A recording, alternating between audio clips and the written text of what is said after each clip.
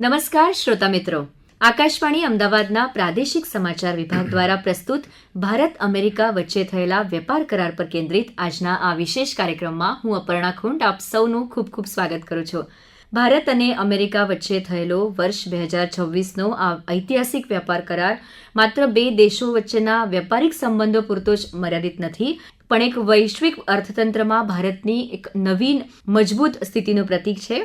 આ કરાર ભારત અને ખાસ કરીને ગુજરાત, જે નિકાસનું પાવર હાઉસ ગણાય છે, એવા આપણા ગુજરાત માટે કેટલા પરિવર્તન લાવશે અને શું એનો ફાયદો થશે એ અંગે વિગતવાર ચર્ચા કરવા આજે આપણી સાથે આપણા સ્ટુડિયોમાં ઉપસ્થિત છે ગુજરાતના વરિષ્ઠ પત્રકાર શ્રી અલ્કેશ પટેલજી. ખૂબ ખૂબ સ્વાગત છે અલ્કેશભાઈ આપનું આજની આ ચર્ચામાં. જી નમસ્કાર.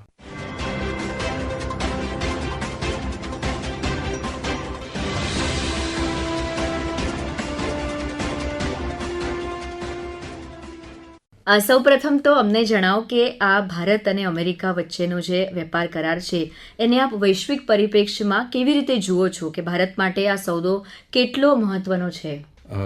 એના વિશે વાત કરીએ પહેલા રેડિયો દિવસ નિમિત્તે, આંતરરાષ્ટ્રીય રેડિયો દિવસ નિમિત્તે રેડિયોના સૌ કર્મચારીઓ અને રેડિયો પ્રેમી જનતાને ખૂબ ખૂબ અભિનંદન. ધન્યવાદ. હવે વેપાર સમજૂતી વિશે આપણે જાણીએ છીએ કે ઘણા મહિનાથી આ વિશે વાત ચાલ્યા કરતી હતી. એ દરમિયાન ભારતે બીજા અનેક દેશો સાથે વેપાર કરાર કરી લીધા, કારણ કે ત્યાંની સરકાર અને આપણી સરકાર વચ્ચે ખાસ એટલા મોટા મતભેદ નહોતા કે એવી સ્થિતિ નહોતી એટલે આપણે કરાર કરી શકાય. છેલ્લા એક વર્ષમાં આપણે 6 કરતા વધારે દેશો સાથે વેપાર કરાર કર્યા. એ જ સમયથી અમેરિકા સાથે પણ વાટાઘાટ ચાલતી હતી, પણ અમેરિકામાં પ્રમુખ ટ્રમ્પ આવ્યા પછી એટલે એમણે જે આખી નવી વ્યવસ્થા ઊભી કરવાનો જે પ્રયત્ન કર્યો એમાં ભારત દુનિયાના લગભગ તમામ દેશો સાથે એમને ખેંચાણ થયું, એમને એક સંબંધો સતત તંગ રહેતા ગયા.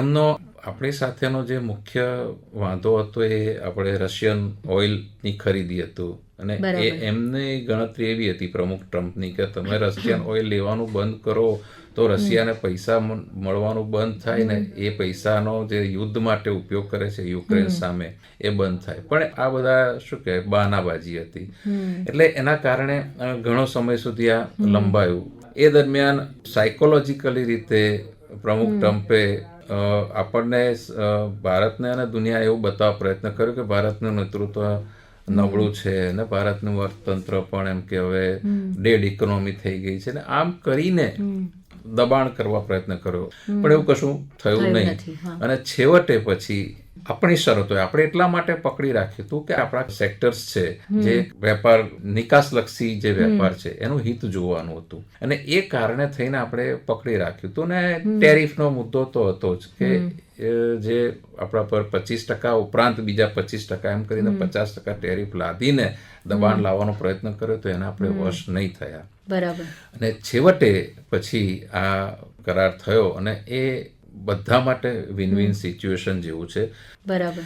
જેમ આપણે વાત કરી કે અમેરિકાએ ભારતની નિકાસ પરના જે ટેરિફ છે એ 50% જે કર્યા હતા એ ઘટાડીને 18% કર્યા છે. તો નિકાસકારોની જ્યારે વાત આવે છે તો કેટલી તક આમાં છે એવું આપ માનો છો? ટેરિફને કારણે 50% ટેરિફ લદાવવાને કારણે એટલો બધી અસર થઈ ગઈ હતી થોડા મહિના માટે કે એમ જ લાગતું હતું કે હવે ભારતનું અર્થતંત્ર જે થોડા મહિના પહેલા સતત આગળ વધી રહ્યું હતું હવે બેસી જશે. પણ નિકાસ વિના આપણા અહીંના ઉદ્યોગોને અસર થઈ શકે એમ હતી, અને એના સાથે સમગ્ર દેશના અર્થતંત્રને અસર થઈ શકે એમ હતી. આપણા નિકાસકારોનું હિત જળવાય એ વાતને સરકારે મક્કમતાથી પકડી રાખી અને એને ટેરિફને આપણે 18% સુધી લઈ આવ્યા. તો આપણે કાપડ ઉદ્યોગની વાત કરીએ તો શું તકલીફો થઈ હતી આપણા નિકાસકારોને? ગુજરાતની વાત કરીએ તો આ ટેરિફના કારણે, અને હવે આ ડ્યુટીનો જે ઘટાડો છે એમાં આ લોકોને શું ફાયદો થવાનો છે ભવિષ્યમાં? અત્યાર સુધી મોટામાં મોટું જે નિકાસ એટલે જે દેશ આયાત કરનાર હતો એ અમેરિકા હતો. બાકી દુનિયાના દેશોમાં ખૂબ નાના પાયે અહીંથી જતું હતું, એટલે બીજા આયાતકારો આપણો ટેક્સટાઇલ અને ડાયમંડને ઓછો લેતા હતા.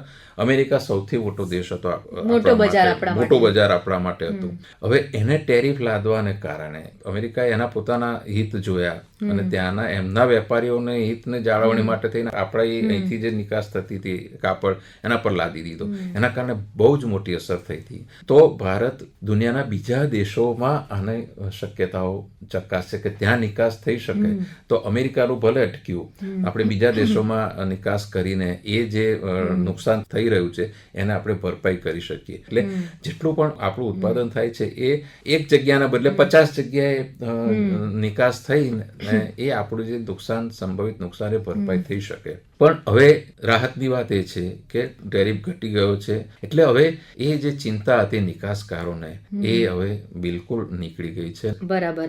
જેમ આપણે ડાયમંડ સેક્ટરની વાત કરી કે ભારતના, ખાસ કરીને ગુજરાતના જે રત્ન અને આભૂષણોનો જે વેપાર છે એમાં ઝીરો ડ્યુટીની અત્યારે જોગવાઈ કરવામાં આવી છે. તો હીરાની જે મંદી છે એ દૂર કરવામાં આપના હિસાબે આ કરાર બહુ જ મોટો ઉપયોગી સાબિત થશે.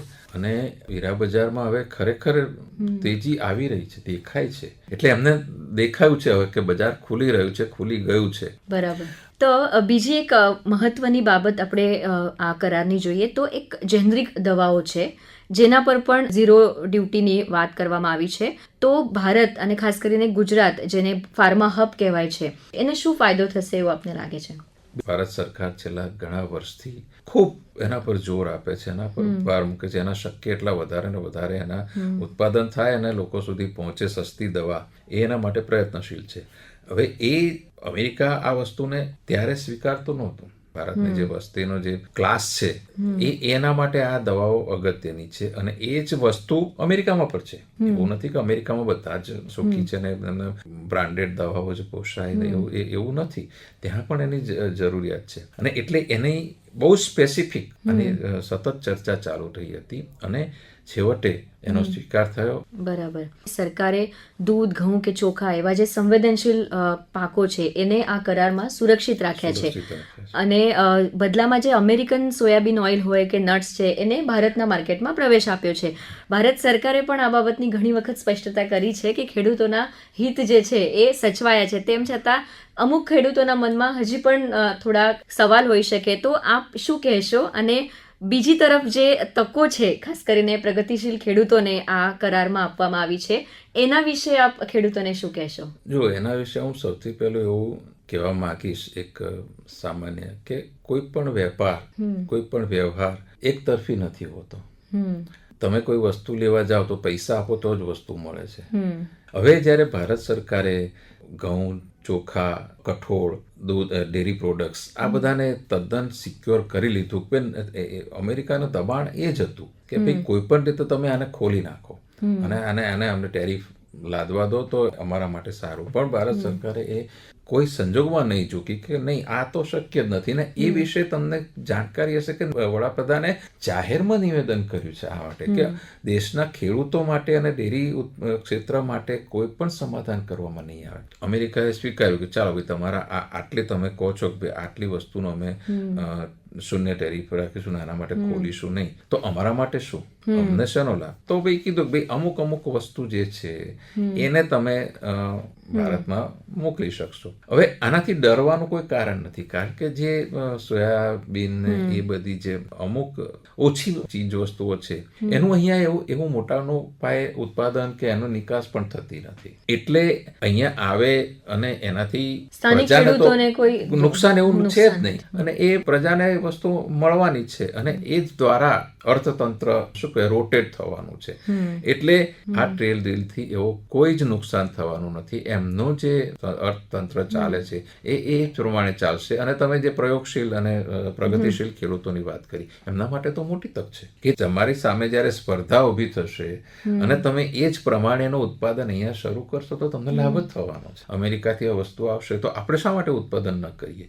આપણે એમના જેવી ગુણવત્તા, સરકાર છેલ્લા થોડા વખતથી તમે જુઓ હમણાં છેલ્લે એક સમારંભમાં પણ એ કહેવામાં આવ્યું હતું કે ગુણવત્તા તમારી સારામાં સારી હશે તો તમે આંતરરાષ્ટ્રીય બજારમાં માથું ઊંચકીને ઊભા રહી શકશો. બરાબર. આ ટ્રેડ ડીલ જે છે એક વેપાર ઉપરાંત પણ ઘણો મહત્વપૂર્ણ સાબિત થશે કારણ કે ઘણા બધા બીજા સેક્ટર્સ પણ છે. ખાસ કરીને આપણે ટેકનોલોજીની વાત કરીએ ત્યારે કે એક વિકસિત અમેરિકા જેવા વિકસિત દેશની જે ટેકનોલોજી છે એનો લાભ આપણને આમાં થશે. તો એના વિશે આપ થોડુંક પ્રકાશ પ્રકાશ પાડો. અને બીજી એક વસ્તુ કે રશિયન ક્રૂડના બદલે આપણે જ્યારે અમેરિકન ઉર્જા અને ટેકનોલોજી પાછળ ખર્ચવાની વાત કરીએ છીએ $1 બિલિયન, ત્યારે ભારતને કેવી રીતે આમાં તક મળશે? એટલે જે પહેલો જે પ્રશ્ન છે તમારો કે ટેકનોલોજી અને બીજા શું આ વેપાર કરારના લાભ, તો એમાં સ્પેસિફિક એવી એક ક્લોઝ એક એમાં છે કે ભાઈ અમેરિકન ટેકનોલોજીનો લાભ ભારતને મળશે.